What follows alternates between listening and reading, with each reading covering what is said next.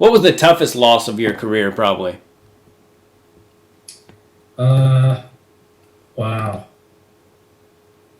It's I would, as most wrestlers would say, it's so hard to put your finger on just one of them, right? Because there were so many losses. I think back on my career that just felt like it was a stake in the heart, right? You Yeah. either put so much effort into a preparation for an event or a match, and when you fell short, it's just like somebody ripped your heart out, right?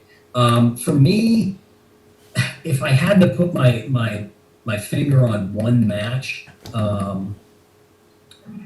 I would probably have to say it was those Olympic trials in 2004 because I really felt like I had done everything possible to put myself in the contingency to make that Olympic team, Mm-hmm. right? And so for people that don't know, um, if you didn't win the U.S. Open, if you won the U.S. Open, you got to sit out for the finals of the Olympic trials. If you didn't, which that was me, you got put in a mini tournament. And so going into it, I felt really good because I felt like I was more of a marathon wrestler. And so if I go through the mini tournament and things are going my way, I felt like I was going to have the momentum to take on Stephen Abbas, who he and I wrestled a number of times and we had gone back and forth on. I felt like I was prepared for it, right? So the mini tournament plays out and I'm in the finals against Sammy and I'm beating Sammy in, I don't know, there's maybe a minute and a half left. A little bit of a backstory. The match before that, I'm wrestling Jeremy Hunter, a guy that I had wrestled since youth. And in the match with Jeremy Hunter, I felt a big pop in my knee. And I didn't want anybody to check it in between that first match and Sammy's match. So I'm wrestling Sammy's match and I'm winning the match. And I just got to a position where I just literally felt like my leg was not underneath of me.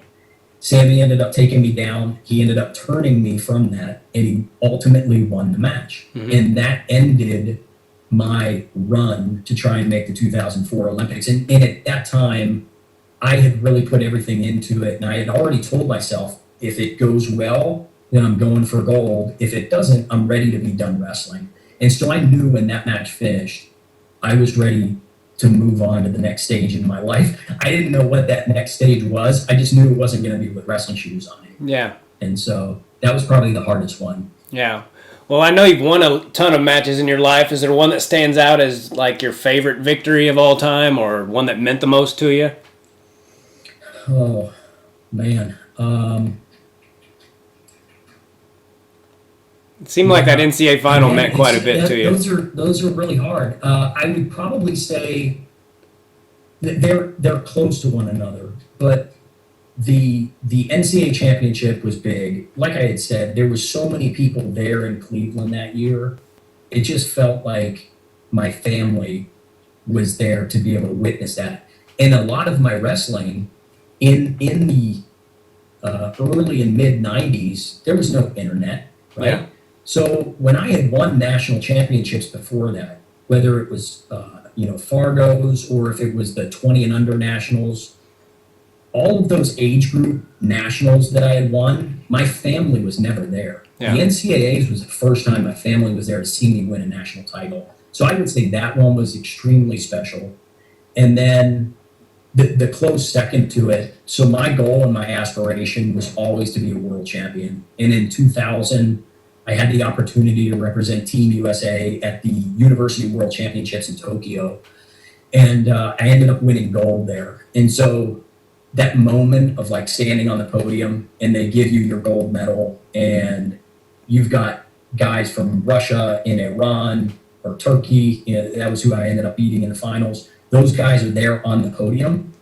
There's just an incredible feeling to know that all that time and effort finally paid off and you can actually say, I'm the best in the world at what I do. For that one split second in time, you got to stand there and feel it. So the medal's tarnished, right? Like the old cliche goes, the medal's tarnished, but to know that you have that title is priceless. Yeah. I always liked having the brackets more than the medals. And nowadays, gosh, I mean, kids win like a kids tournament, they get a 4 foot tall. I'm like, man, you didn't get that kind of crap when I was a kid. You got a medal about that big around, and Yeah, and what's funny is right now, most of us probably don't even know where a lot of that stuff is. Like these things behind me, these were literally in boxes in the basement. And when we found out we're not allowed to go back to our offices at American University because of COVID, I wanted to put something behind me for opportunities like this. And so I started digging through those old tubs that are full of plaques and trophies. And I hadn't put my eyes on it in a decade or 15 years, and you start digging through and you remember, wow, I remember wrestling that guy, or man, I remember making weight for that competition. Like all of those things that led up to that plaque or that medal. yeah, it's pretty cool. What's the toughest thing you think you've ever dealt with in your life, whether it was on the mat or off? It's definitely off the mat. So I told you earlier I was the youngest of 7 kids, right? I don't know if it's unfortunate or fortunate. I think right now at my stage in my life, I'm 44 years old, I would say I was fortunate. I lost my dad at an early age. I was 20 years old when my dad passed away. That was very, it was emotional, as I think most people would say, losing a parent at 20 years old. It was very unexpected how he passed away. He had a massive heart attack. They went in to do triple bypass, and he never recovered from surgery, and he passed. And so dealing with that at 20 years old was extremely difficult, but very helpful in my life moving forward. Yeah. Fast forward a few years after that, in 2002, I had a brother, Tommy. He had wrestled at Appalachian State. He went through some tough things personally, and he ended up committing suicide in 2002. And so that was another really tough one. For me personally, I had just lost in a weird situation, turn of events. I lost to Stephen Abbas to make the world team. So I was in the finals for the world team. We finished that on a Sunday. I got back to Norman, Oklahoma. I was training out at OU at the time.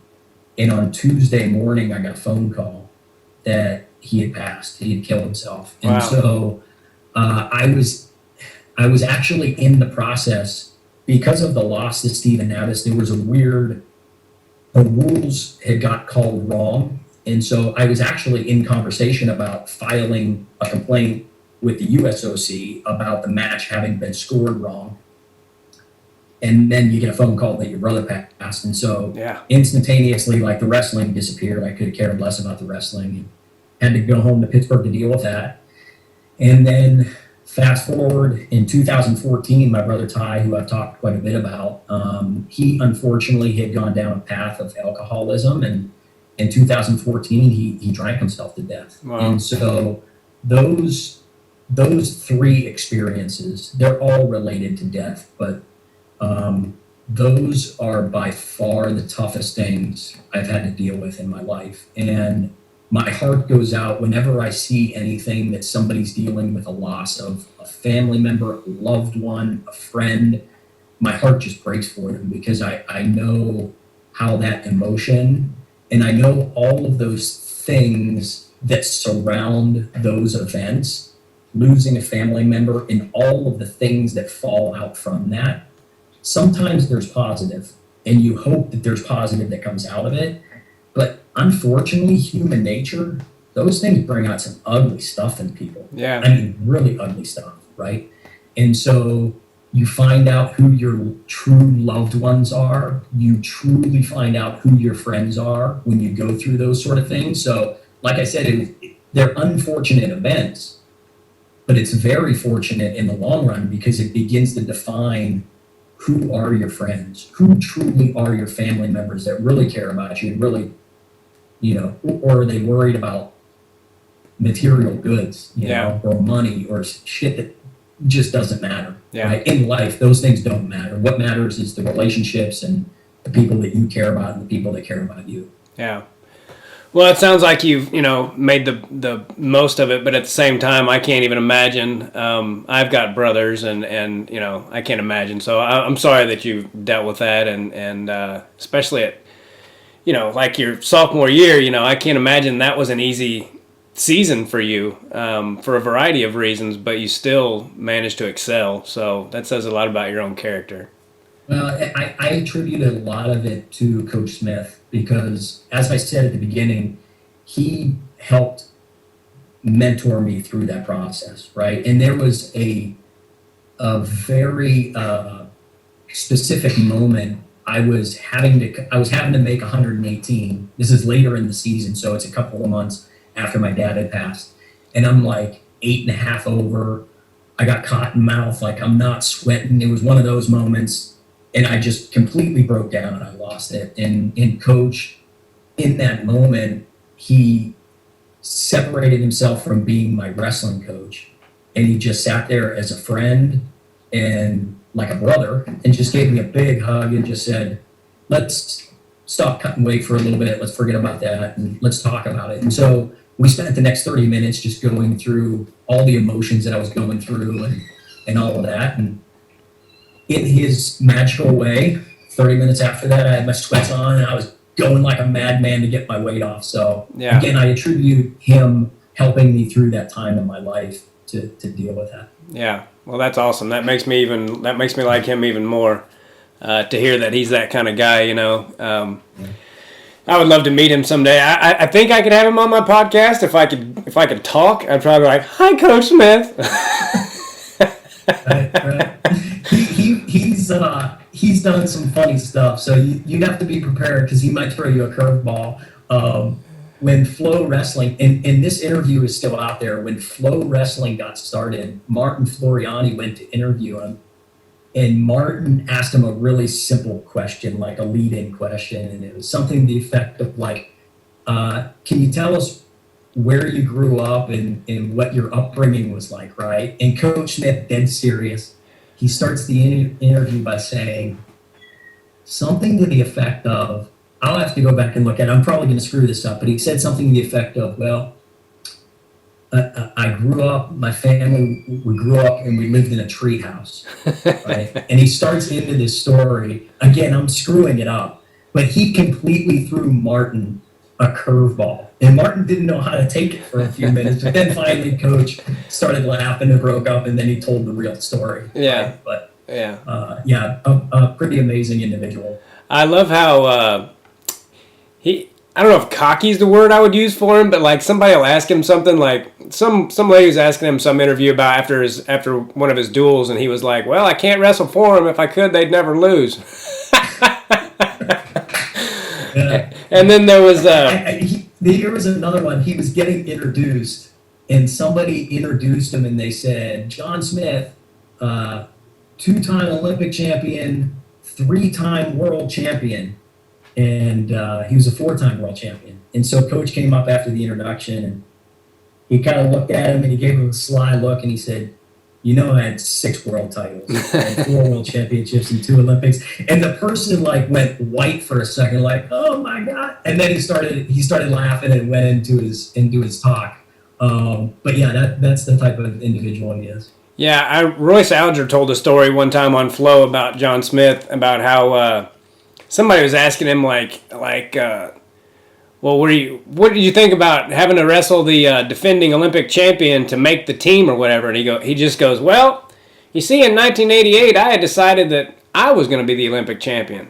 And that was the end of it. He was just like, "Well, that's what I decided, and so that's what happened." And I was like, man, that's great. Very matter of fact, very confident. Yep. Yeah, so this is kind of, I don't know how long an answer this will be, but what do you think's going on in this country? I've seen you had some opinions that, Brother. So I think we're at an unfortunate, we're at the unfortunate perfect storm, right? The country's been divided for so long that you've got 2 camps that no one's going to budge, right? So, oh boy. So I feel like the public school system has been managed and under the control of the left for an extremely long time. And so I feel like our public school system across the country for decades now have been bringing people up in that mindset, right? You also have a national media that for the longest time were able to say and do whatever they wanted with no fallback. No one really held their hands to the fire. And then in 2016, you get a guy, Donald Trump, that comes along and throws a wrench into it, right? Now, the right has obviously made their own camp, and they're unwilling to budge on certain things. And when you insert Donald Trump, there's no, hey, let's come to the middle and figure out how we can work this together. It was like the line was drawn in the sand, and my opinion, right? I feel like the first 3 years of his presidency, they threw everything they could at him to get him to fail. I mean, if we just run down the litany of things that he was put up against and had to fight against, it's been incredible. And I think that's why his camp on the right fights so hard for him. And then that perfect storm starts to happen, right? You've got people that won't budge on the left, and you've got people that won't budge on the right. You've got people inciting the extreme left, and you've got people inciting the extreme right. Whereas I think if you walk down any street in America, and I only say this because in my lifetime, I grew up in Pittsburgh, I lived in Oklahoma, I've lived in Boston because I coached at Harvard. I'm now in Washington, D.C. for 9 years. I've actually lived in some different places in the country. I think if you walk down any street in America, neighbors are good to each other, right? It's when we enter this world that people don't have to identify themselves with. And what I mean by that is social media. Yeah. Right? If you get on social media and you're typing behind a keyboard, people have a tendency to say or do a lot more than if they were face to face with their neighbor. Yeah. Right. And so I think that's where we're at right now. I think we're in a very difficult time. COVID, whatever people's opinions are of COVID, are we actually going through this, or did somebody plan this, and are they attempting to, I don't care what conspiracy people believe or they're following. The reality is, I've been in lockdown for 3 months. You've been in lockdown for 3 months. You then couple the only way that people can communicate for the most part are now on these social means. It takes away the human interaction in reality. And so now everything's escalating even a step higher. And so I hope, and this is my prayer every day, is that people will begin to come back to reality and realize my neighbor is my neighbor, and they're trying to get along as much as I'm trying to get along, right? Yeah. If we can start to come back to that fundamental relationship with everybody we interact with and come in contact with, and even more importantly, treat people like that on social media as opposed to the divisive, you're wrong and I'm right every step of the way. I think when we can come back to that middle ground, we have a chance to move forward. Yeah. Right? What do I want from my kids? I want my kids to be able to go to school when school starts in the fall, and I want them to be able to attend a class and go to gym class and have fun and be kids every single day that they go to school and learn what really happened in history. Yeah. Right? Good, bad, ugly, and different. They got to learn it. I'm a huge history reader. I won't call myself a history buff, but I love learning history. Yeah. Going back to when I was in college, I studied the classics. So ancient Greece, breakdown of ancient Rome is really where I spent a lot of my time. I thought I was going to be a history professor.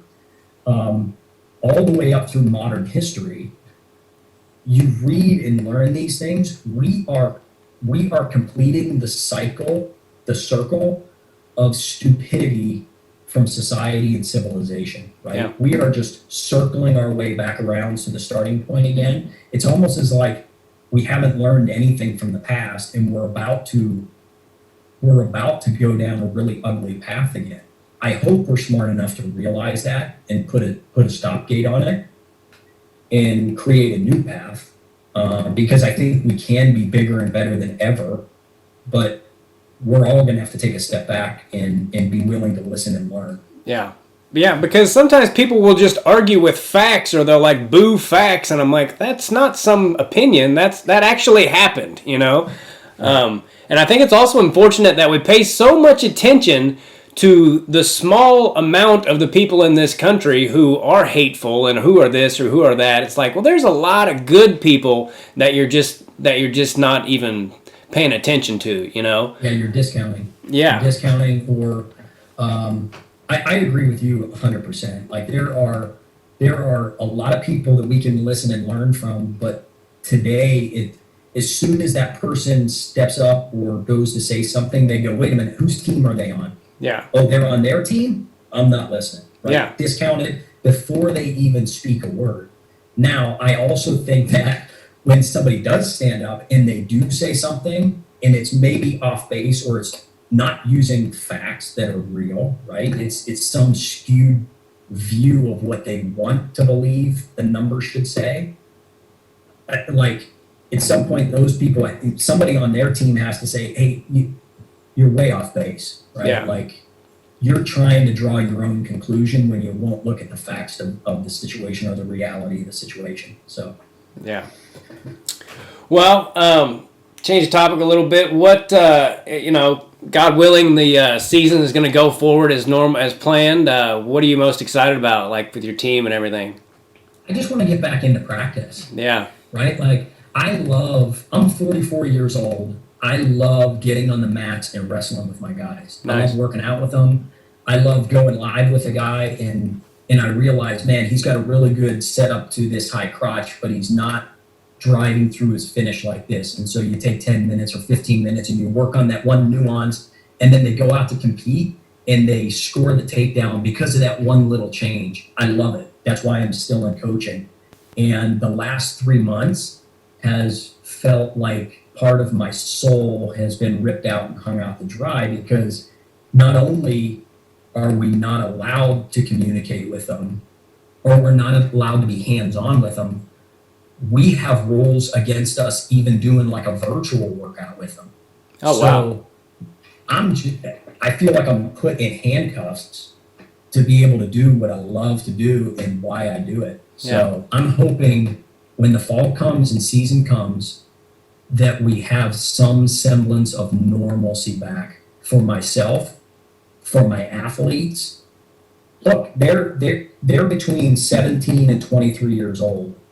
And if this extends a full 12 months, my heart breaks for all of these kids that are losing out on all of these life-changing events that can happen at this very important time in their life. I know for me, if you pulled 3 months out of my life at any time in high school or college, I probably wouldn't be who I am today. Yeah. Now, if you extend that to 6 months or 12 months, I definitely don't turn out to be who I am today. And so I just want to see us get back to normal. Yeah. You know? Me too. I was so bummed out about the NCAAs. I had a friend who was he was featuring for me in Reno, and he was going to come back, and I've got this big TV, and we were just going to sit on my couch for 3 days and watch NCAAs, and then they're like, well, they're going to have it with no crowd, and at first I was like, well, that sucks, and then when they were like, they're canceling the whole thing, I was like, well, just do it with no crowd, you know? Like, all of a sudden I'm all about it, you know, but yeah, it was, that stunk for me.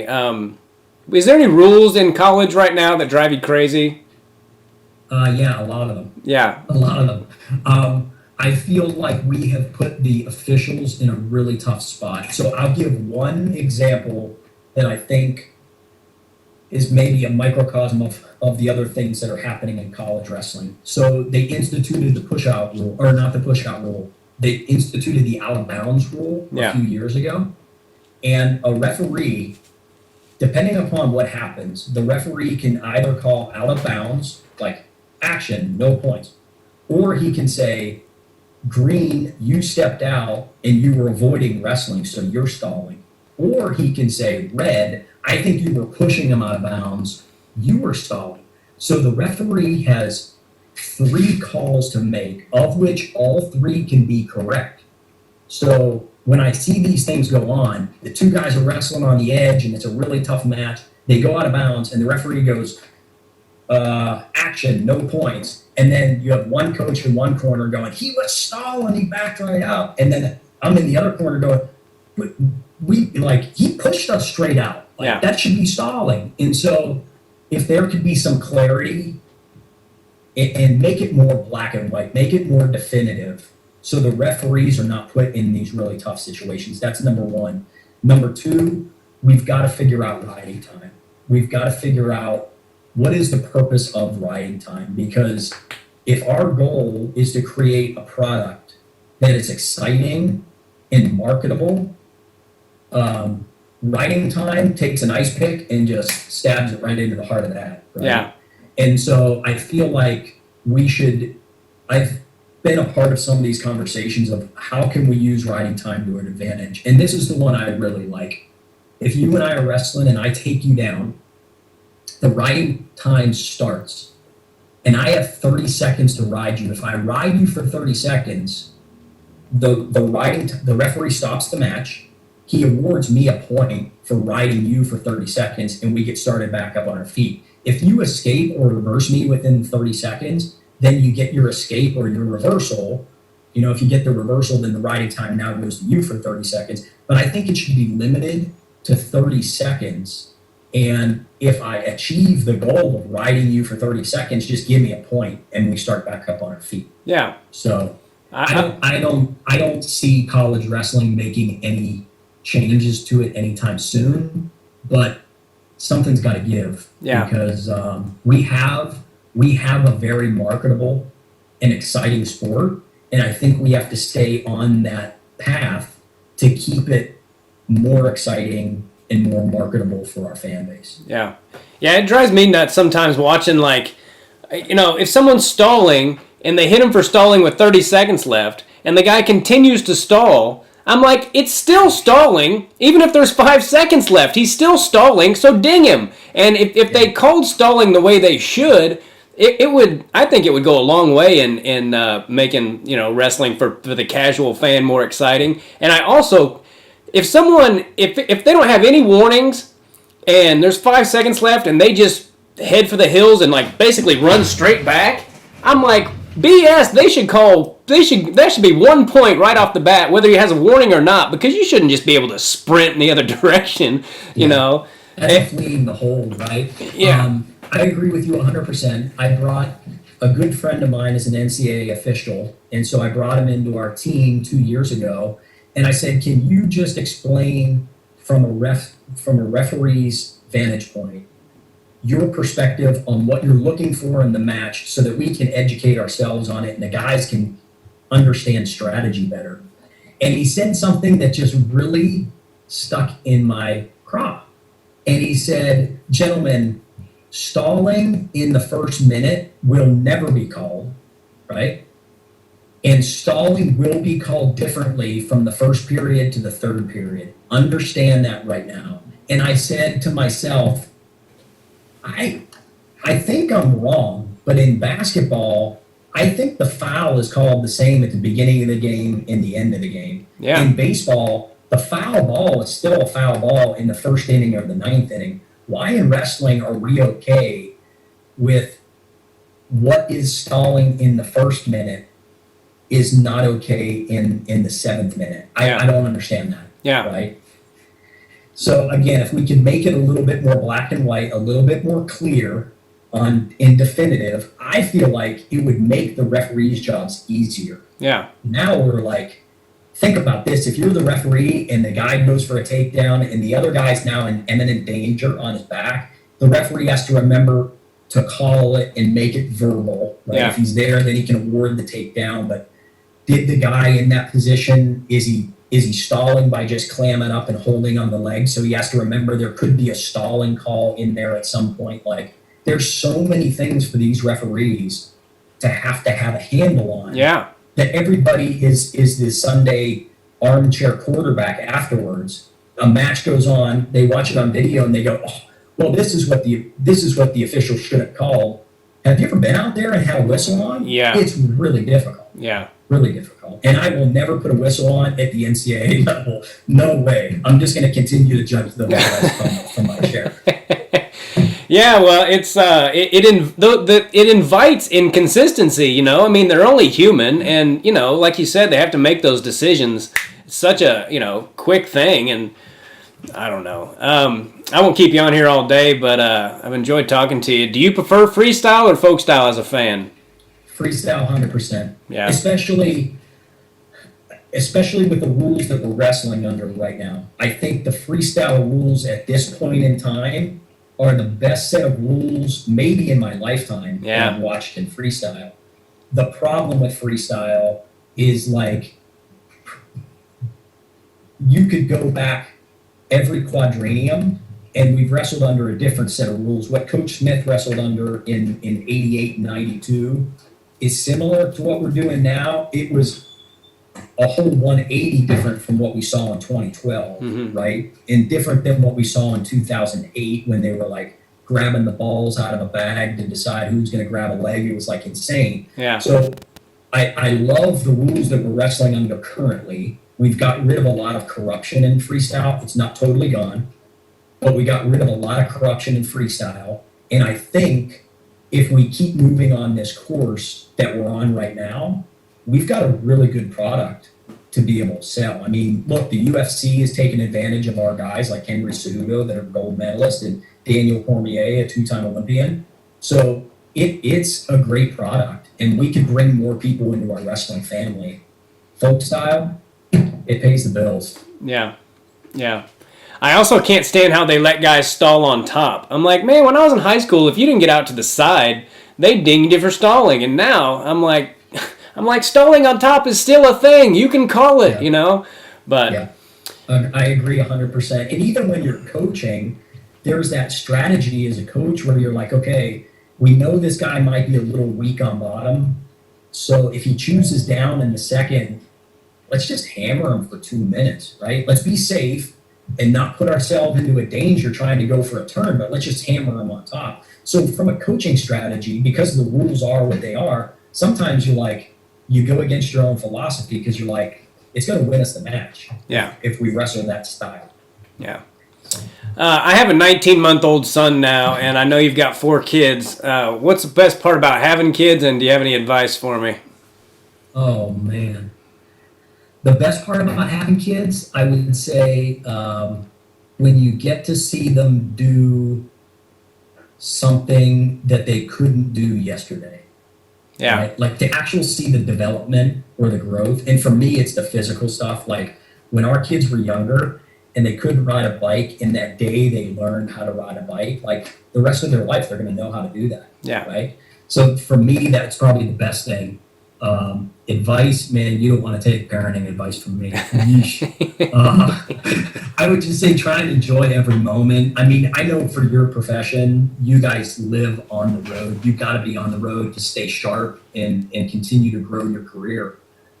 The 20 years I've been in coaching, I missed a lot of my kids' elementary school activities, their sports growing up, and it kills me because my mom and dad were pretty much at everything I did growing up. Yeah. And there were a lot of things I missed. At the end of the day, like I'm very blessed that I have the position that I have and I have the job. It's been able, I can provide for my family for it.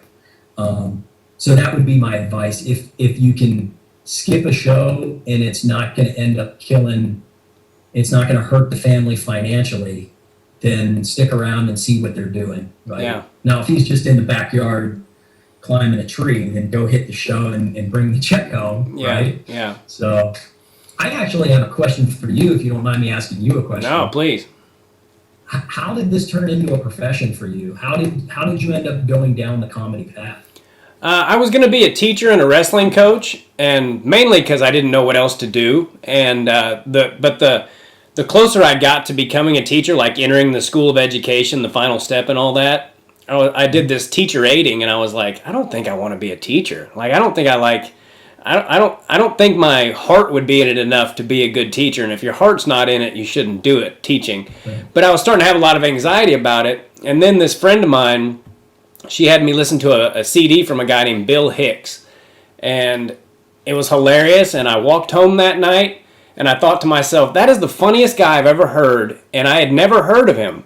So to me, I was like, I can do this for a living, even if I never get famous. And so from the jump, that was kind of my goal, was just to learn how to do it. And within 2 years, the restaurant I was working at closed down, and I haven't had a day job since. It's been almost 20 years, but it was just one of those things where, you know, sometimes you just know you can do it, you know, even though I get nervous, and I've always been that way. I used to get nervous before going to school and everything, and like throwing up kind of nervous. But when it came to stand-up, I just knew that I could do it. So I changed my major the very next day. I went to my counselor, and I was like, I'm going to be a comedian, but I've got all these credits. I might as well get a degree. And she was like, okay. And then she looked it up, and she was like, well, you can have a social science degree next semester. And I was like, I'll take one of those. And then I started doing open mic nights after I graduated. And then right at the 2-year mark, as you know, when I started doing it full time, and God willing, I'll never get another job, but Right. yeah, so I find it fascinating. I'm a huge fan of the Conan O'Brien podcast. And the thing I like most about it is when he brings his guests on, you know, and they're 95% of them are comedians, and he'll ask that question like, when did you decide this is what you were going to do for the rest of your life? And it's so interesting because I don't ever remember a time growing up where I would consider that like an unorthodox profession. Mm-hmm. You chose a profession that doesn't have a blueprint per se, yeah, that says, you know, like me being a wrestling coach, there's a blueprint to it, right? You start as an assistant and you work your way up the ranks, and but for comedy, you've really got to be creative. You got to work your tail off. I mean, when I hear these stories about the life that these guys lead, of getting gigs and being willing to drive to the small town yeah, and do the one night gig to get a check, like I'm just really impressed by that. It almost, for me, it sounds like a wrestler's mentality. You almost have to have a wrestler's mentality. Like, I'm going to grind through this because at the end of the tunnel, I'm going to be able to make a living out of it, and I might have a really good time. yeah. I used to drive 4 hours to do 5 minutes at a just at a different club, because I knew it was important to be funny everywhere, not just in my home club. And when people hear that stuff, you know, when people ask me what you have to do to become a comedian, and I tell them, they're always like, I'm like, you got to get on stage as many different environments as often as you possibly can, and not worry about making a nickel for 2 years. And they're like, well, how else can I do it? I'm like, that's the only way. You know, that if you want to be good at it, that's the only way. Right. So it's been good to me for the most part. And now I'm at a point in my career where I don't have to be going all the time. Now I'm gone maybe 8 to 10 days a month at the most. And it's never all in a row. You know, I'll do like 3 or 4 days, and then I'll come home. And the older he's getting, the less I can be away from him anyway. It just drives me crazy. Do you feel like the internet has changed that profession? Because 20 years ago, you couldn't just pull up a podcast or YouTube and hear somebody's routine. I would assume 20 years ago, you could go town to town, and they never heard your lines before. Yeah. Now, it's kind of like, I would assume you have to be a lot more creative. Yeah, you know, you have to decide what you're okay with being on the internet, for one thing. But in a lot of ways, it's I sound like the old guy, but it's kind of screwed up the profession a little bit, because now people get like you can get a following before you even have a joke. So now you got people that are come to your shows because they follow you for whatever reason, but you might not be good at stand-up yet. You know what I mean? So when I was starting out, you got better, and you did open mics, and then you became a host, and then you got to move up to feature, and then you moved up to headliner. So it was a process. And now, like, you could be a YouTube star, but you don't know how to do comedy, but you're still selling out comedy clubs. So now people come and they pay $25 to see this YouTube star, and 9 times out of 10 they suck at stand-up. So then you got people that, yeah, that club may have sold 1,200 tickets that weekend, but you've also got 1,200 people that are never going to come back, and they're sure not going to see, well, who's Tim Gaither? His tickets are $17. He must really suck, because they don't know any better. So Right. in that aspect of it, it's been kind of hard for me. And guys that have been doing it the same amount of time as me, we all have the same grievances, but you either adapt or you have to quit. So that's what's been good about this lockdown is I've built up my YouTube more than it has been, and I've actually probably been working harder without getting paid near as much since before I the lockdown and all that stuff. But Right. I've got to spend a lot of time with my kid and all that, and Awesome. that part of it's been good. But I could talk to you all day long, but we've already been on here for an hour and 35 minutes, and I got to go pick up my wife. But All right. is there anything else you would like to leave us with? No, I just want to say thank you for having me on. It's an honor to be on with you, and I appreciate you taking the time to explore. Everybody that you've interviewed from the wrestling side of things, I appreciate it, because when I pull up those podcasts and Sammy is telling stories or Eric Aiken's telling stories, like, it gives me a chance to learn a little bit more of them. I'm friends with those guys. I'm good friends with those guys, but there's things that will come out in these interviews, these podcasts, that I never knew. Right? Yeah. And I'm sure the same, somebody's going to watch this and find out about maybe some of the things I went through or my family or that sort of stuff. And maybe when they see that craziest social media post that I put out there, maybe they'll understand why. Maybe they'll understand my perspective a little bit more. I doubt it, but maybe. Yeah. Well, I really appreciate you being on here, and it was an honor to have you. And there's a lot of stuff I would like to get your opinion about. So I'd like to stay in touch with you, and maybe I'll get to ask you those questions sometimes. I also want to get an American University Wrestling T-shirt. Consider it done. So- Consider it done. I also, if you ever come to the DMV area, if you're ever in Baltimore, DC, Northern Virginia, please let me know, because I want to come down and catch a show for sure. Okay, definitely. I sure will. I really appreciate it, Teague. Thanks a lot for being on here, buddy. Thank you, Tim. Good luck with everything. Thanks, man. You too. Talk to you later. Bye-bye. All right, everybody. That was Teague Moore. I really enjoyed talking to him. I had a lot of other questions I wanted to ask him, to be honest with you, but it's God, an hour and 40 minutes just flew by. I really enjoyed talking to that guy, and I knew he would. I knew I would. I've seen some of his stuff on Facebook, and we talked a little bit just on Messenger, and I think we agree on quite a few things. And anyway, he's a super cool dude. As always, go to makingithappen.com, MACAN ithappen.com, and help out little Bo Macon and his family. And please go to youtube.com/Tim Gaither and sign up for my YouTube, subscribe, and like my videos and all that other business. And you can find all my social media links on timgaithercomedy.com. And I think that's about it. Thanks a lot for listening, everybody. God bless all of you. Take care. Bye. Do us both a favor and click on that subscribe button.